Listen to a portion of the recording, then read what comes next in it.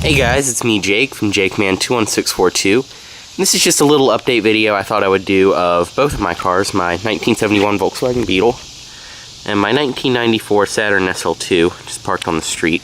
We'll get to her in a minute. But first, I thought I would do the Beetle because this is the one I've had the most questions on. Because really I haven't done a lot of videos on it since I got the Saturn, and I know that. But anyway, this is my 1971 Volkswagen Beetle convertible. This was my first car. As you can see, she kind of just lives out here in the garage. But basically, I really hadn't been driving it for a while. I did keep driving it after I got the Saturn, but I had a few issues with it, which I really was just lazy about getting fixed, because there were a few things I needed to do on the Saturn first, which is my daily driver. But basically, last week, I went ahead and took her to the shop, and it just came home yesterday. I ended up getting an oil change, a tune-up, a carb adjustment. I believe it needed a new valve cover gasket, an air filter, a ton of stuff. It only ended up being $99. Ignore that junk pile.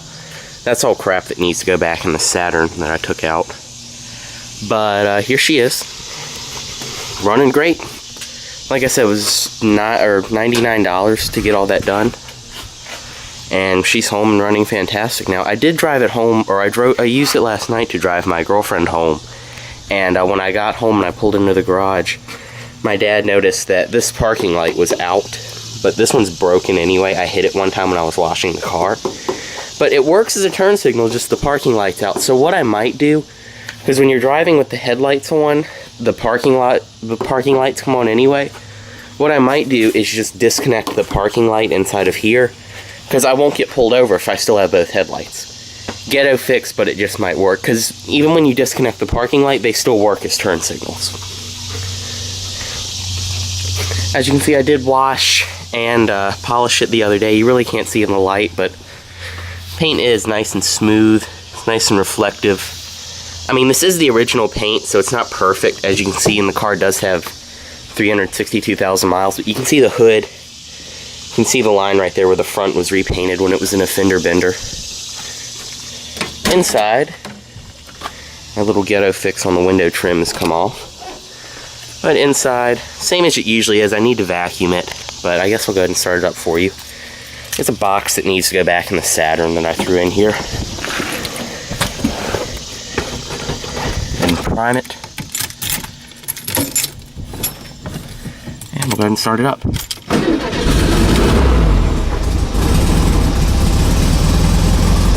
This is a cold start.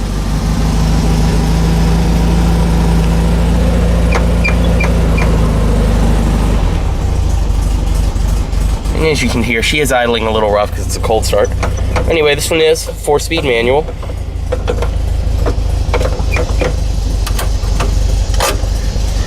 And inside, it's pretty much all standard old Beetle. Your dash, your wiper controls, there's your fan controls. Right here is your battery light, and then if you have a brake, if you are low on brake fluid or you have a tail light out, that will come on. Here's the radio, which I added aftermarket. It is a Pioneer deck.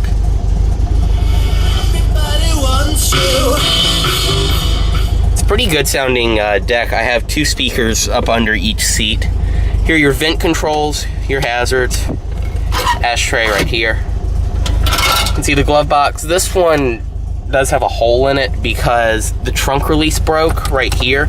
So this is the trunk release now. You pull it and it will release the trunk. It's the mirror. Do I have my dice, my disco ball. Let's have manual windows, manual locks, manual mirrors, all that.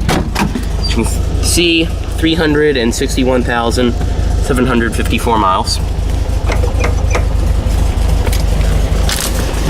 See my water bottle right there. Back seat, you have that stupid box that needs to go back in the Saturn. Back seat, nice and clean. I don't know why there's an IKEA receipt back here. I didn't even drive this car there.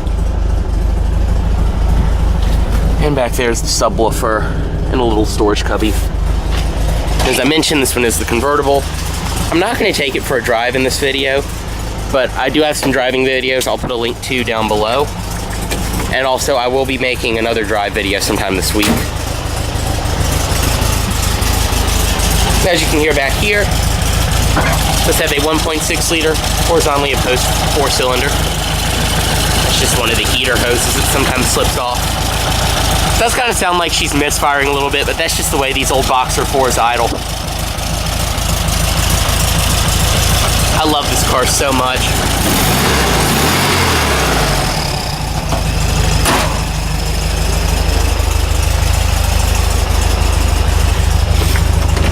See in on this side. Someone left little greasy fingerprints on it, more than likely my girlfriend's sister. But anyway, go ahead and shut it down. Like I said, I will have more videos on it. So I thought I'd give you a little update on my other car. This is my 1994 Saturn SL2 Homecoming Edition. This is my daily driver, and I thought I would give you guys just a little update on it. It just got back yesterday from just a nice little day trip. My girlfriend and I drove it up to IKEA in Woodbridge, Virginia. So round trip, it was probably about 220 miles. The car just did fantastic. It's a fun car on the highway, not of the fact that it's fast like the Jetta or Rabbit would be, but it's just a zippy, really maneuverable little car that does great. I sat in the fast lane at 80, 85 most of the trip, and it did fantastic. But fortunately, she did not come back perfect from IKEA. I really don't know what happened, because I didn't even notice until I came home, but someone hit it in the parking garage. And I've got a nice little white gash. See, I don't think it's a rock chip, because there's scuffs down here too. There was white paint on my, or white and yellow paint on my headlight. And there's a scratch, a scratch, a scratch. That's the worst one. There's kind of a hairline scratch above it. And then there's some yellow paint right here. So I don't know what hit it. There weren't any white cars around me, so I think they may have parked, hit my car, and then moved. But I'm gonna have to order some touch-up paint. Thank God for these dent-resistant fenders. I don't know why this didn't catch on, because this would be a nasty mark if the car was dent-resistant. But I mean, nothing happens.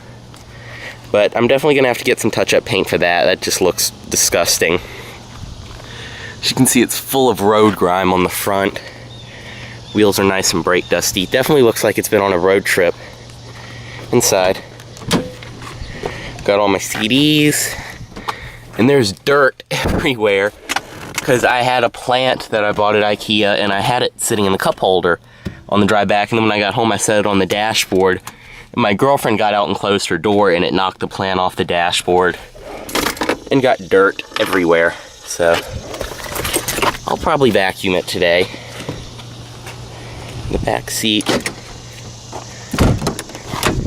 I ended up at IKEA, I ended up buying a bookshelf, a table, and then my girlfriend and I each had two massive just bags of other household crap we bought.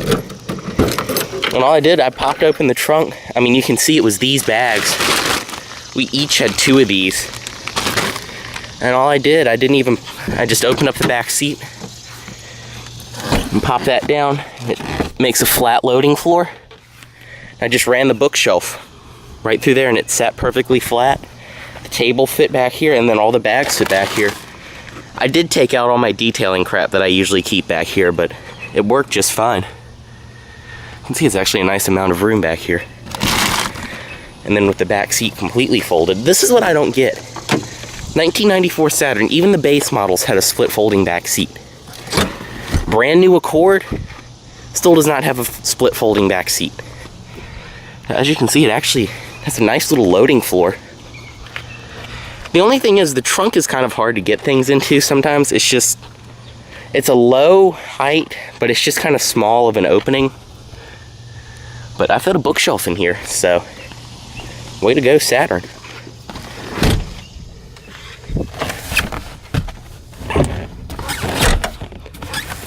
Paper towels in the way.